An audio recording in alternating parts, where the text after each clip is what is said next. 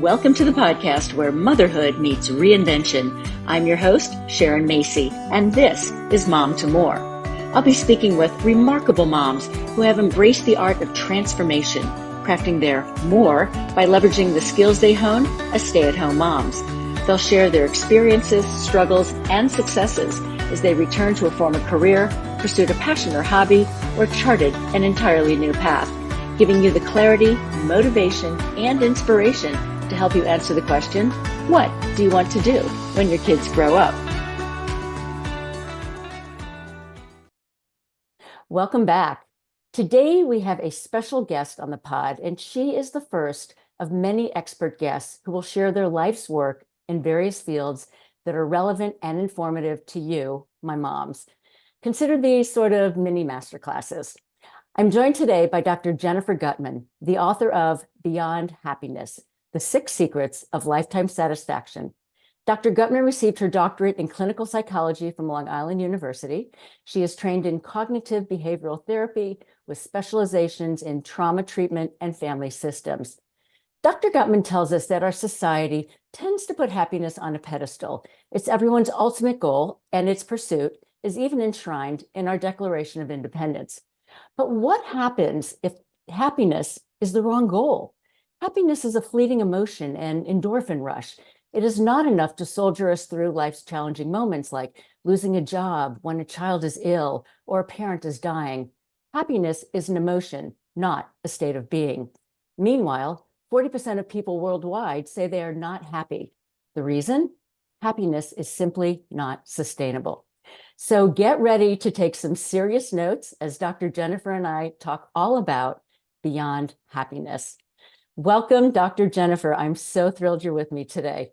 Thank you so much for having me. I'm really excited to be here as well.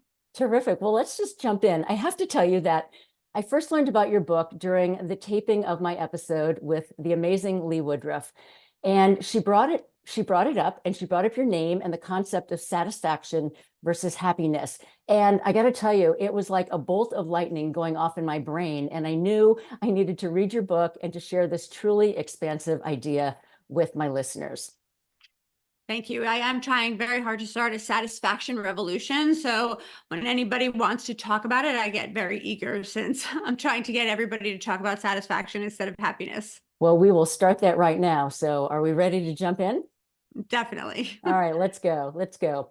So you had faced some rather significant life issues to deal with, which included one of your kids, yourself, and a close family member. So can you share that part of your journey and how that got you thinking about this thing we all call happiness? So a lot of people face watershed moments in their life. I too faced some seminal experiences in my life that molded what would happen over the course of the next 8 or 10 years. My son faced a life-threatening illness that required surgery. I faced a life-threatening illness, and my father passed away all in a very short period of time. And it was at that moment that I realized that I had potentially a relatively short period of time to look at my life and decided what I wanted to do with it. And I decided I needed to reflect on my family and my clients and what was the message that I wanted to get out if I wanted to do something that was meaningful. And I realized that a lot of my clients were chasing a feeling of happiness, and they felt like they were failing at it, but you can't fail at being happy. And I thought about, well, if I want to help people feel like they can stop chasing happiness, then what could I replace it with? And if I could find something that I could replace it with, would that then in turn improve resilience? Which makes a lot of sense. And I think we've all been there, right? There's been so many books over the years that talk about finding happiness and why you need to be happy. And if you're not happy, what are you supposed to do? So what I love about what we are going to be delving into is just really reframing, right? That whole concept. So, and to me, this is like really exciting. Okay, so what was the epiphany about yourself that allowed you to keep pushing on and bouncing back from adversity? And I think this is something that probably a lot of moms will be able to relate to. So I coined a term while I was writing the book call defiantly resilient. And what I mean by that is the ability to bounce back from adverse situations, traumatic experiences with renewed hope, positivity, strength, optimism. It means not giving in even against all odds. It means not giving in to despair. And I'm sure there are so many people out there who have dealt with so many difficult situations with their children, with themselves, with their parents, elderly parents, that can relate to wanting to give up and then realizing that they can persevere. And that's what I consider defiant resilience. Okay, well, that really resonates because I'm going through one of those situations right now in our family. So I can totally agree with that and understand that. So are this defiant resilience, is this a common trait? Do we all possess that and the other traits that you're going to be talking about, or are they a learned action? So there are three different kinds of resilience. There's cultural resilience, inherent resilience, and adaptive resilience. Cultural resilience can come from people that have grown up among economic hardship, among harsh climates, or we hear a lot about generational trauma now. We hear about people who have inherited in their DNA resilience from having generations of people who have dealt with difficult situations. That's cultural resilience. Some people are just born resilient. That would be people that would be considered just inherently resilient. It's a rare trait, but there are some people that just are born resilient. And then there's adaptive resilience, and that's the people that I'm speaking to. When we're talking about adaptive resilience, that means that you can give people a toolkit to help them to learn to become resilient. And that's what I developed the Sustainable Life Satisfaction method to do. It's 6 techniques to help people learn to become resilient, and that would be considered adaptive resilience. Okay, and we're going to go into what those points are, and we also are going to, by the end of this episode, moms listening are going to have sort of like a mini playbook of how they can get going on, or how they can, move forward with this. What I think is really interesting is, as a mom, and obviously you're a mom too, and I know you can probably agree with this, that no matter what is happening with your kids or in a relationship or whatever, you have to adapt. And maybe that's just a type of like who we are, when we're just sort of like, gosh darn it, I'm just going to make this work, and and you don't realize you're doing it, right? It just sort of is part of who you are and just how you manage an issue. That is true. And I think that there probably is a cultural aspect to that. And there's also probably a modeling aspect to it, because we've watched our parents adapt as moms. And so we've learned some of that from the modeling that we got, many of us, from watching our mothers adapt. And some of it may be because we didn't have moms that we could watch, but we learned it from watching other things. Maybe we watch mothers in movies, maybe watch mothers on TV. And so, or maybe watch a parent's mom, but we probably in some cases had models to watch how do some moms pivot under extreme circumstances and figure out how to adapt. But because you're absolutely right. I mean, things are changing all the time with our kids, and we have to figure out what to do on the spur of the moment because something is inevitably going to go wrong. Isn't that the truth? Yeah. You always get a little weary, or not weary, leery, I think, when things are going so well. You're like, okay, when is the next shoe going to drop? Right. So I hear that all day long from my clients. They're like, I don't know, like, it's going too well. Something bad is going to happen. We'll have to get out of that. Okay, so take my listeners back to how the sustainable life satisfaction idea was born. Right after my father passed away, I had what I would consider my first and only Eat, Pray, Love moment. Great movie, by the way. Yeah. Yes, great movie, great book. It was this summer. I settled my kids back at sleepaway camp, packed everything up into a carry-on bag, and got on a plane to Europe because I just needed to think. I needed to quiet all the noise in my head. I had just been through 3 traumatic episodes, and I needed to roam around and think about what it was I wanted to do.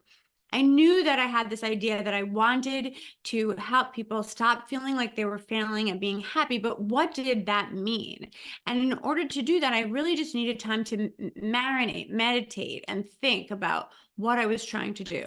And while I was roaming around, I realized that I wasn't even trying to pursue happiness anymore. I'd been through a lot of life events and I wasn't even looking for happiness. I was looking for something else.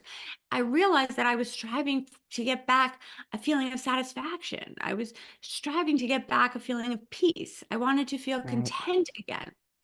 And it was in those moments when I realized that if that's what I'm searching for, then I need to figure out what are the strategies that I'm going to use to get there. And if I can figure out what strategies I'm going to use to get there, that's what I need to teach. And That that's how makes sustainable life satisfaction was born. understood. That makes a lot of sense. So I'm just going to ask more of a global question, and that is, in general, do you think that we are aiming too high? Because in your book you said, and I'm paraphrasing here, our brains listen to everything we say, everything we do, even the jobs that we take. So are you saying we should aim to feel satisfied in our lives versus hoping whatever we're doing is going to make us happy? And I'll put that in quotes. Okay, that was very well said. Yes, that is what I'm saying. So our brains are always listening. And I'll give you an example. I just opened a popcorn bag the other day and it said, "This popcorn will make you happy." Uh-huh. Really? I mean, I doubt it. No, I doubt Maybe it. the popcorn will make me satisfied, but I don't think that the popcorn is going to make me happy. And we see this all the time. This is going to make you happy. That's going to make you happy. Like, buy this, it'll make you happy. But the fact of the matter is that very few things make us happy, despite the fact that so many things say that they will. And then what happens is we feel like we're failing at achieving this emotion that's supposed to come so easily. All of these things are supposed to make us happy. And that makes it seem like the emotion comes so easily, but it doesn't. Happiness is a dopamine hit. Happiness, like all emotions, comes and goes. It's fleeting and it comes sporadically. Happiness might come if you see a shooting star. It might come when you see the first snowfall. Or for me, I feel happy if I see a bed of sunflowers. Or it might come when you get a text from a person that you didn't expect to get a text from. But it's very dependent on something happening in the external world, so we don't have any control over it. Yes, it feels great in the moment that it comes, but it's very fleeting. It's not sustainable, and then it goes. And so when we look for a party, a job, a significant other, a relationship to bring us this happiness that we're hoping will sustain us, we're destined to be disappointed and despairing because that job, that party, that relationship can't do that for us.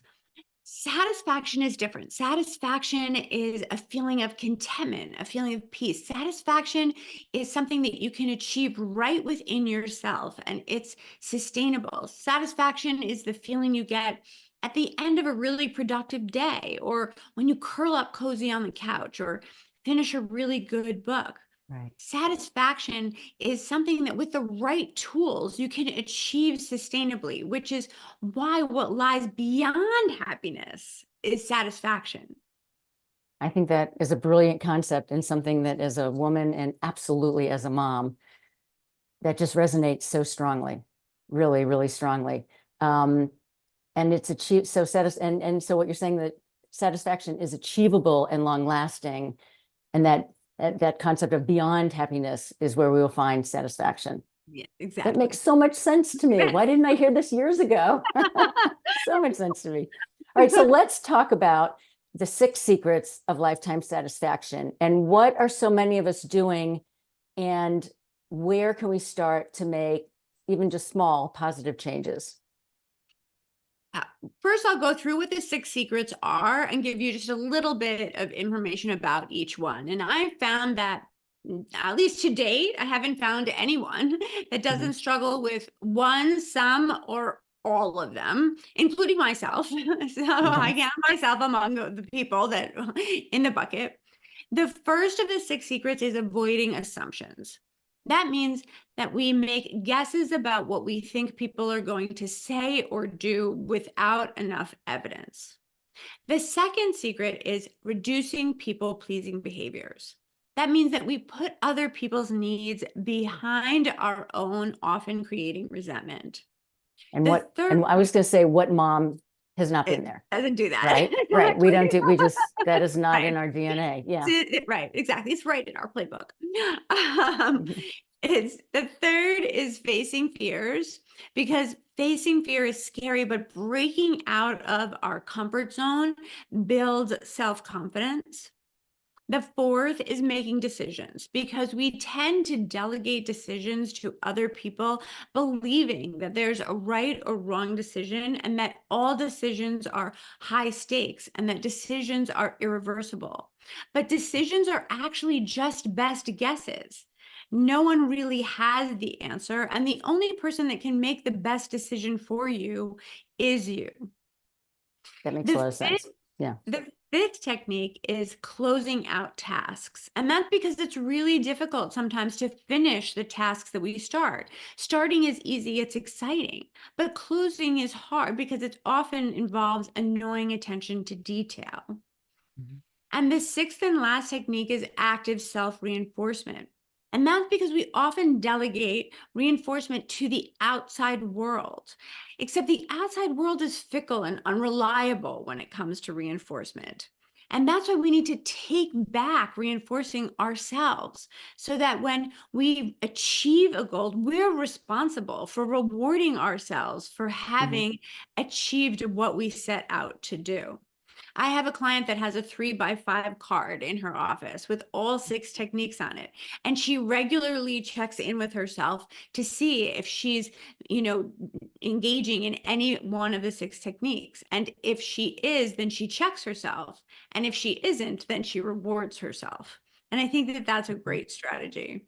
And should people be checking in on all 6 of these all at once, or is it within a day or a week? What's the time frame for um, achieving these and checking in with yourself on that? So I think I'm going to give some examples of how to use all of them. But I think Terrific. once you are, in a cadence where you're starting to practice using all of them, and that takes a little bit of time because you have to get used to implementing all of these techniques. And this client of mine has been practicing this for quite some time. But once you're in a cadence of using them all, then I think that it is very important to practice it daily, because it Mm. continues to light up the neural pathways of your brain that I'm trying to light up. What I'm trying to do is change the way that you're thinking. And in order to change a mindset, then that part of your brain needs to continually be lit up. And that's the most effective way to continue to integrate those new neural pathways Mhm. into your way of thinking if you do And it so daily. it's not just about taking an action, it's about making them so repetitive that they become part of your brain structure. Exactly. So that Mhm. you're all the time thinking, okay, I'm not going to avoid assumptions. I'm not going to do this. I'm not going to do this. I have to make a decision today. I have to face a fear today. Exactly. It becomes part of your being. And then with that comes confidence and self-reliance and resilience and all of the things, that inherent lovability, all of the things that are so beautiful about what sustainable life satisfaction can bring. Because the benefits of sustainable life satisfaction in the end are not just that you avoid assumptions. The benefits really are that you become a self-confident person, a self-reliant person, a person that loves themselves, a person that is resilient, a person that Mhm. is, self-empowered. Those are the things that are really what makes sustainable life satisfaction so amazing. Got it. Okay, continue. This is great. Okay. So let's talk about some actionable steps that you can take for each one so that you have an idea of how they work.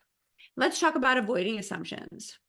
When you recognize that you're making an assumption, which is a guess about what you think somebody is going to say or do, then you ask yourself, okay, I'm going to imagine that there's a jury of my peers in front of me. Can I convince this jury of my peers that I have enough concrete evidence to convince them that I should move forward with this assumption and address this with whomever it is that I think, is going to do this thing? And if you don't have enough evidence to convince a jury of your peers, now remember, if you're convincing a jury, you have to convince all of them, then you need to be patient and wait until or unless you get more information to convince them. Okay. If you're having trouble with the patience and the waiting, and it can be hard to wait while you're trying to gather more evidence, I suggest a thought stopping technique. And the thought stopping technique that I would recommend is called a rubber band technique. What you do is you put a rubber band or a hair tie around your wrist. You snap the rubber band or the hair tie, tell yourself to stop, distract yourself with a pleasant memory, and then you go on. When the assumption comes up again, you snap the rubber band or the hair tie, tell yourself to stop, distract yourself with a pleasant memory. In the beginning, you may be snapping yourself a lot if the assumption is coming up a lot, but brains don't like to be snapped. And over time, the frequency that you will be snapping yourself will reduce. Got it. Okay. Okay, so now Not to be confused with kids sort of snapping at you and making you snap back at them. This is a whole different kind of, it's a whole different kind of snap. Okay. Exactly. No. Let's talk about reducing people-pleasing behaviors. We all know as mothers that we have so many hats to wear. We are chauffeur, chef, scheduler. Many of us have things to do with the school. There's so many things that we have to do. Let's say we're a mom that's either at one point we were a school mom, or maybe now we're taking charge of the bake sale for the high school football team. We're the only ones that can decide what limits we want to set on all of the things that we're being asked to do, because we're being asked to do so many things. So here are some suggestions on how you can set some boundaries that make sense for you. The first is to figure out how to practice mindfully saying no. And that takes practice. That's a big one for moms. Yes. Yes. And the second is to stop apologizing for yourself. Because I think as women, we often are very busy apologizing. And when we over apologize, it opens a door for people to start to, re-ask and re-ask. It looks like ambivalence if we're over apologizing for ourselves. And then frequently there's a door to get people to pressure us to do the thing that we just said no to. Apart from that, because we're so busy, it's important not to rush in to offer to do a favor or an errand or offer advice for someone unless you're specifically asked. So if someone specifically asks me, Jennifer, can you help with this? Of course, I will do it. But it's important to pause and wait until someone specifically asks before rushing in to do it, because we already have so much on our plates. Let's talk about facing fears. I suggest facing one fear each day. And the way to do that is to wake up in the morning, scroll through your day, and figure out what fear it is that you could face that day. It doesn't matter how small or large it is. I actually recommend starting with very small fears. It might be that phone call that you've been avoiding doing. It might be the form that you've been putting off completing. It doesn't matter what it is, because anything that we're avoiding is something that is interfering with our self-confidence, because we know that it's haunting us that we're not doing it. And so because it's haunting us, once we complete it, that helped build self-confidence, self-worth, self-respect. So when you scroll through your day, when I say facing fears, it really has to do with what are you avoiding, and do that thing, because that's what's going to build up positive feelings about yourself. And that could be, like you said, making a phone call to a parent or a sibling and sharing something or telling them something that maybe you're not happy about, or it could be having that conversation with your significant other, right? 100%. 100%. I have tons of clients that we talk about, that's going to be facing their fears, having that conversation with their significant other that they've been avoiding. And that brings them satisfaction because they followed through. It's like a little mini victory. Yay me, right? Exactly. Exactly. I did that. And the whole point of sustainable life satisfaction is I did that. It's not weighing on me anymore because I did that. And you've accomplished something. Exactly. Yes. Exactly. The next one is decision making. A lot of us, get caught up in choosing something as simple as where to go for a restaurant because we're worried about what people will think about the restaurant we choose, or, sticking to a decision that I'm only going to let my child go to a party where there's a parent present. And the reason is because we get caught up in whether it's a right or wrong decision. And that makes it really difficult to either not want to delegate the decision or to stick with the decisions that we make. And because of that, so we need a decision-making paradigm. Mhm. And the first part of a decision-making paradigm is to own a decision. The second part is to remember not to give in to assumptions that other people aren't going to like the choice that you make. And when you're thinking about the assumptions, remember that there's no right or wrong decisions. Decisions are just guesses. Mhm. Nobody knows better than you. They're also just guessing. They just may not guess the same way that you guess. But nobody knows what better decision to make for you or your family than you. True. True. So it's Then really an educated it's decision. just an Yeah. educated guess. Educated. No, And you're right. Educated guess. it's Yes. just an Yes. educated guess based on the information that you have. The third part of the paradigm is that you have to remember that if there's some part of the decision that isn't working out the way you had hoped, you can always pivot or change course. Decisions are not irreversible. They are, by and large, decisions are reversible. And you can always tweak it as you go. It's also important to reflect on the decisions that you make to see, do you like how it turned out? If you had to make a similar decision again, would you make it the same way? Or do you want to edit it next time in some way so that it works out potentially, it's still a guess, potentially a little differently the next time? And the last part of a decision-making paradigm is to make sure you reinforce yourself for being the one to make the decision as opposed to delegating it. Because it is so easy for us to want to delegate decisions as opposed to making them on our own. And that would be the classic line, I don't really care, you decide. That sort of, okay. Yes. And I mean, all of us say that all the time. Right. I don't Right. care, you decide, or you decide Yeah. whatever you want, or whatever you want. That's another way that people get around Right. decision making, is whatever Right. you want. And I would You know, think that the whole process of owning that decision is in and of itself is very powerful. Exactly. Well, it's the same thing, building self-confidence, building self-respect, building all of these things that end up making you feel so good about yourself because it turned out fine. Nobody at Surprise, the it turned out restaurant didn't fine. like it. Everything turned Yeah. out fine. Nobody at the restaurant was disappointed in the food, or nobody was mad at me. People still liked me. I mean, all of these things are important in terms of building inherent lovability, a belief that you are still lovable despite all of the choices that you make. And these are the things that end up leading to a feeling of overall satisfaction in your life. And also you said inherent lovability.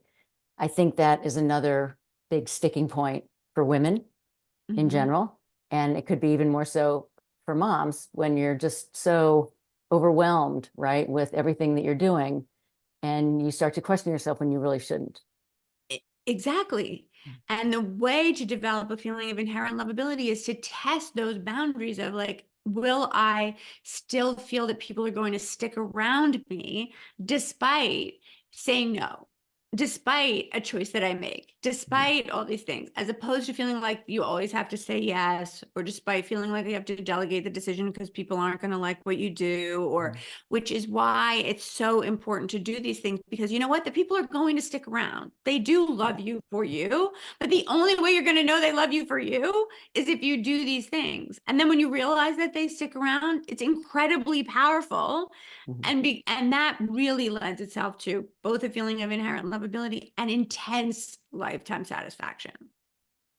Got it. Okay. We have a few more. Okay, closing out tasks is next. It's important when you're closing out tasks to prioritize and break down tasks into manageable parts and be realistic about the time that it's going to take to do each one of those.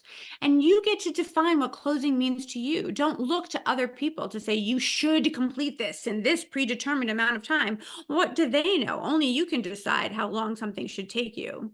You can make lists of, I'm going, this is what I need to do for work. This is what I need to do for home. This is what I need to do for family. But don't cross off anything until it's completely finished. This is an example of how to break down a task into a manageable part. Let's say that you're doing spring cleaning. You can break down spring cleaning into deciding that I'm only going to do t-shirts today and then stop. Or let's say that you're going to clean out your email inbox. And we've all been there with thousands of emails. Let's say you decide that you're going to, alphabetize them and you're only going to do A through M and then stop. That's how you break things down into manageable parts. That's so smart. Bite-sized tasks Exactly. to get done. Yeah. Exactly, to get it done. And then the last one is active self-reinforcement. And the most important thing with that is to make sure you have a list of tangible reinforcers that feel authentic to you, that you can do alone, and that you don't typically do so that they feel special. You can put things on there that you can do, like take a walk, that you can buy, like flowers for yourself, or it's something that you can just write affirmations for yourself. Make sure you've decided what goals you're going to set, that you're going to give yourself the reinforcer for, and make sure that you follow through on giving yourself the reinforcer when you've achieved the goal. And when you say reinforcement, is that like buying yourself a gift or allowing yourself to do fill in the blank? So, right. So when you pick the tangible reinforcer, which is going for the walk or buying the flowers or writing the affirmation, and then you pick the goal, however you pair it, when you achieve the goal, then you give yourself the tangible reinforcer that you decided, and that's the effort reward. Right. And you aspect. said in your book, you actually had a client who would take small gifts and she would wrap them up. And when she completed a task or did whatever she needed to do and it was time for her to reinforce, she would literally give herself a pre-wrapped gift and she could open it all up. Exactly. Yes. Wait, exactly. Yep. Which I thought was a really wonderful idea. So we've talked about sort of larger pictures. Let's talk about some small steps and actionable ideas that we can all take on this road to satisfaction. We can talk about some self-talk that that people can also use for like slowing down, making decisions, mindfully declining. I think that it's important, like if people are wanting some self-talk for slowing down, it's important that they say, tell themselves to take their time. If you are trying to figure out some self-talk for making decisions, you might say, everyone is just guessing most of the time, or nobody knows what is right better than I do, or choosing one path does not mean the others are going anywhere. I can usually go back and find another way through. Let's talk about mindfully declining, what self-talk you could use for that. You could say, I would really love to be able to help you, but unfortunately, I'm already committed at that time. Or you could say, I would love to come this weekend, but I've been doing a lot of driving lately, and I would like to look at a different date. Right. Or you could say, this is not a good night for me. I'm really tired, but how about next Friday? And those are all so simple, but yet so many of us have issues saying that. Right, because it's so hard to figure out. Like, I have so many clients that are saying to me, but I'm not sure exactly how to say no so that it sounds nice. I feel like saying no has to be mean. And my response to them is, but saying no can be, you can say no in a kind way so that people know that they're cared about and loved, but that you can still be taking care of yourself. Absolutely. That is really a strong message for moms. Because boy, I have been there. I have been the yes mom and the raise her hand mom, even when I thought, why am I raising my hand? So 100%, I get that. I get that. So since we have a lot of, moms who are going to be listening in, what specific advice do you have for moms? And can you start on this journey of satisfaction and gaining control of some aspects of your life, if you're a mom who's got, say, small kids in the house, because that's probably the most challenging versus when you have a little more time, on your schedule because they're older and they're in school. All of these techniques are things that you can implement the strategies, right in the comfort of your home. That was the whole, that was the message behind the book, was you can get this book, read it in the comfort of your home, and implement it all in the comfort of your home. You can think about avoiding assumptions and do an assumptions log. Think about whether the assumption is, something that you can convince a jury of your peers right while you're sitting on your couch. You can decide what small decisions you can make about restaurants or vacations or preschools right in the comfort of your home. You can you can write down in a log to reinforce yourself for decisions you made right in the comfort of your home. You can Okay. scroll through your day about facing fears right in the comfort of your home. So all of these things you can do in, 10 minutes a day if you take the time to like just mindfully think about one of them in a day, you Mhm.